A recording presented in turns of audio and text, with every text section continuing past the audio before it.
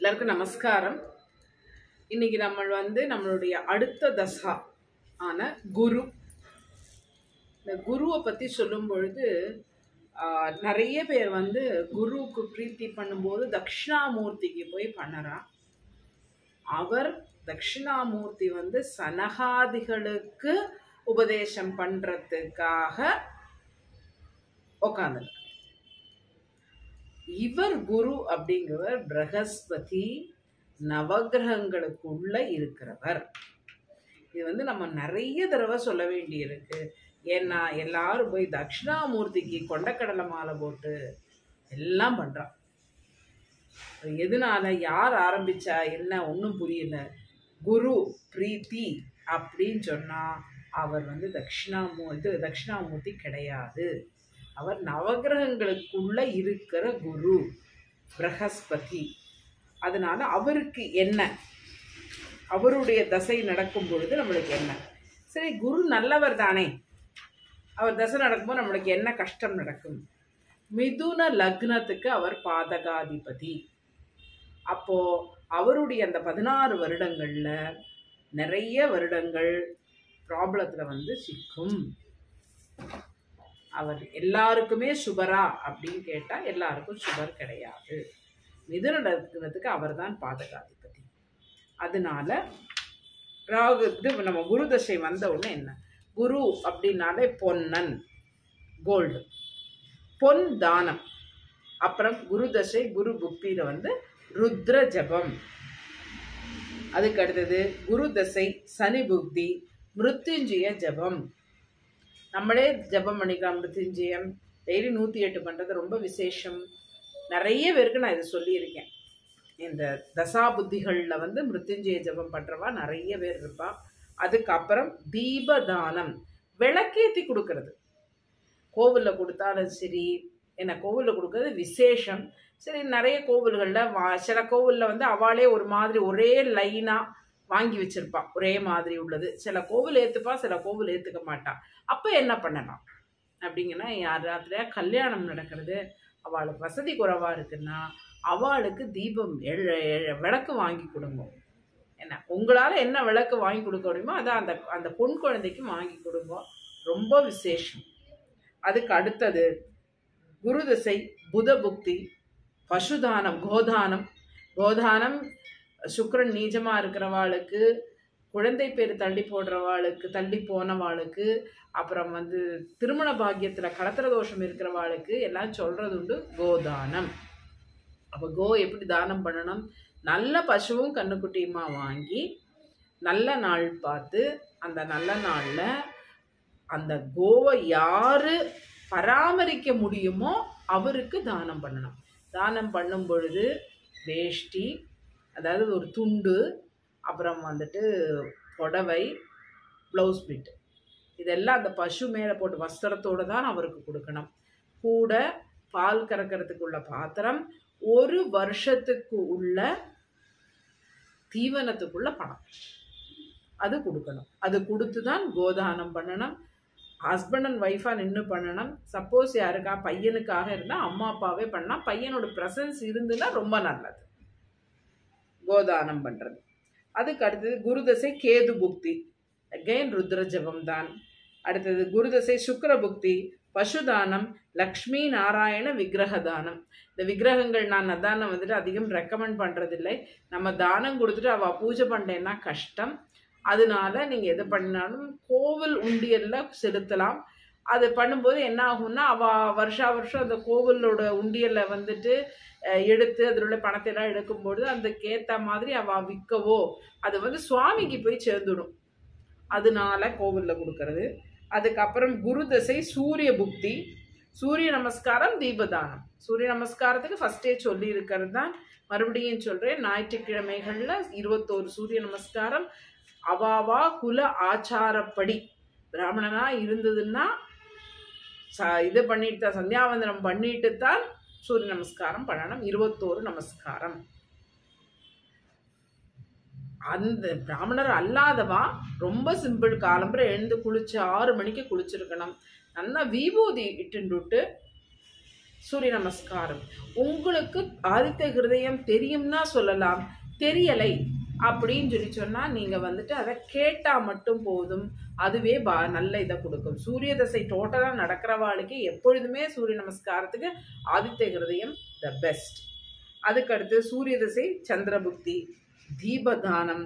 சூரிய தசை செவ்வாய் புத்தி, பொன் தானம், தீபதானம். குரு தசை ராகு புத்தி, திலஹோமம். ராகு சனி இதெல்லாம் வரும்போது மிருத்யுஞ்சயம் ஆர் திலஹோமம். திலஹோமம் யாரு பண்ணலாம்?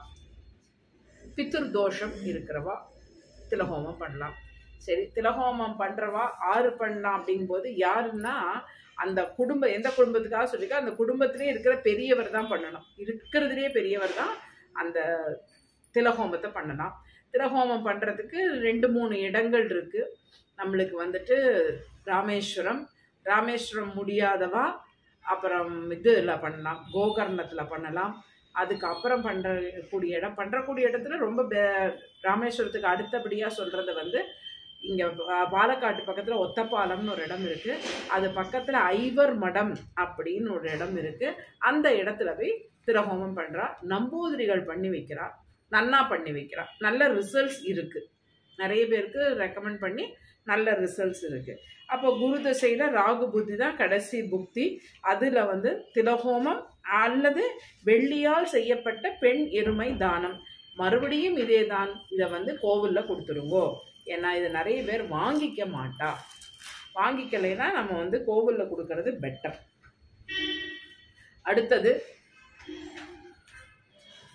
என்ன, ராமாயணத்தில் எதை படிக்கலாம் குரு தசை நடக்கும் பொழுது அப்படின்னு வரும்பொழுது, ஃபஸ்ட்டு வந்து குரு தசையில் குரு புக்தி.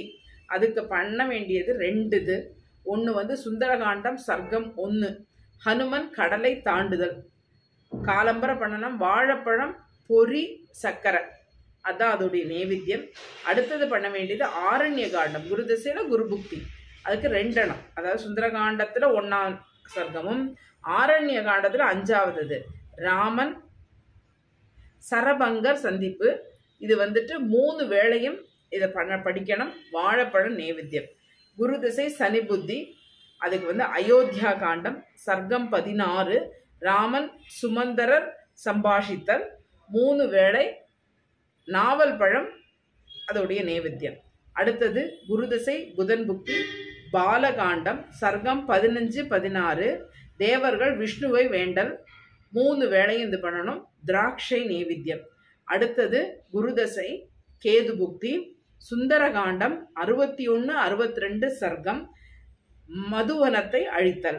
3 வேளையும் தேங்காய் தான் நைவேத்தியம். அடுத்து குருதசையில சுக்கிரன் புக்தி, பாலகாண்டம் சர்க்கம் 77. சீதையுடன் ராமர் அயோத்தி வரல். 3 வேளை கல்கண்டு. குரு சூரியன் கிஷ்கிந்தா காண்டம் 40. சீதையை தேட வானரரை அனுப்புதல். 3 வேளை கரும்பு. அடுத்தது குருதசை சந்திரபுக்தி, கிஷ்கிந்தா காண்டம் 60-63. அது வந்து சம்பாதி இலக்கை அடைதல். 3 வேளையும் பால் தான் நைவேத்தியம். அடுத்தது குருல செவ்வாய் புக்தி, பாலகாண்டம் 5ஆவது சர்க்கம், அயோத்தி வர்ணனை. 3 வேளையும் சர்க்கரை பொங்கல். குரு ராகு ஆரண்ய காண்டம் 75ஆவது சர்க்கம், சபரி மோக்ஷம். 3 வேளை தேன். அப்போ இந்த மாதிரி பண்ணும்பொழுது, இந்த ராமாயணங்களை படிக்கும் பொழுது அந்த பரிகாரம் பண்ணக்கூடிய அதே பலன் கிடைக்குமா கேட்டால் கண்டிப்பாக கிடைக்கும்.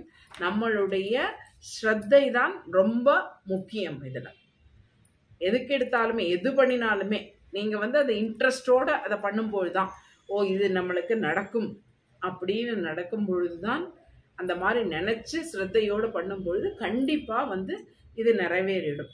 அப்போ இது நம்ம சொல்லும் பொழுது குரு அப்படிங்கும் பொழுது நல்லா மறுபடியும் ஞாபகம் வச்சுக்கணும், நவகிரகங்களில் இருக்கிற குரு, தட்சிணாமூர்த்தி அல்ல. ஆலங்குடி போகலாம், தென்குடி திட்டை போகலாம், அதுக்கப்புறம் இவருக்காக பிரீத்தி பண்ணுறது இந்த மாதிரி வரும்பொழுது வளர்பிறை தசமி வந்து ரொம்ப விசேஷம். குருவுக்கான பிரீத்தி பண்ணும்போது வளர்பிறை தசமி. புண்ணிய காலங்கள், அதாவது இப்போ தட்சிணாயனம், உத்தராயண புண்ணிய காலம், தட்சிணாயன புண்ணிய காலம், அதாவது சில மாதங்கள் இருக்கு இல்லையா நம்மளுக்கு, ஆடி மாதம் பிறப்பு, அதுக்கப்புறம் தை மாதம் பிறப்பு, இந்த மாதிரி காலங்களில் குருவுக்கு பண்ணுற பரிகாரங்கள் பலன் கொடுக்கும். என்ன அப்படின்னு கேட்டால், பிராமண சாபம் அப்படின்னு சொன்னோம்னா அதுக்கு நம்ம வந்து சொல்கிறது வந்து வளர்பிறை தசமி தான் சொல்கிறோம். அன்னைக்கு வந்து பிராமணாவை கூப்பிட்டு சாப்பாடு போடுறது அப்படிங்கிறது சொல்கிறது இதுதான். குரு வந்துட்டு என்ன கேட்டால் 100% சுபர். நவகிரகங்கள்லேயே 100% சுபர் அவர் தான். அவர் 7ஆம் இடத்துல இருக்கும்போது பாதகாதியாக இருக்கும்போது ஒரு அளவுக்கு நம்மளால் அதை தாங்கக்கூடிய பலத்தை அவர் கொடுத்துடுவார். அதுவும் அவரோட பார்வை நல்ல பார்வையாக இருந்ததுன்னா கண்டிப்பாக பாதகங்கள் அதிகம் நடைபெறாது. அதே நேரத்தில் குரு பகவான் பாதகாதிபதியாகவும் இருந்து, ஆனால் அவருடைய நம்மளுடைய சுய ஜாதகத்தில் 12ஆம் இடத்துல இருந்துன்னா அந்த பாதகாதிபதி பாதகத்தை செய்ய மாட்டார் அப்படின்னு ஒரு ரூல் இருக்குது. அதையும் இது பண்ணிக்கோங்க. எதுவானாலும் தசா புத்தியும் அதுக்குள்ள பரிகாரங்களும் தான் பலன் தரும். ஒரு கிரகங்கள் இது பண்ணும்போது நம்மளுடைய 7 வருட சனி அது கூட இந்த தசா புத்தியும் சேர்ந்து பார்க்கும் பொழுது அதோடைய கரெக்டான பரிகாரம் எப்படி வாழணும் அப்படிங்கிறத இந்த தசா புத்தி நம்மளுக்கு நிர்ணயம் பண்ணி கொடுத்துடும். நாளைக்கு அடுத்த தசையான சனி தசையை பற்றி பார்ப்போம். நன்றி, வணக்கம்.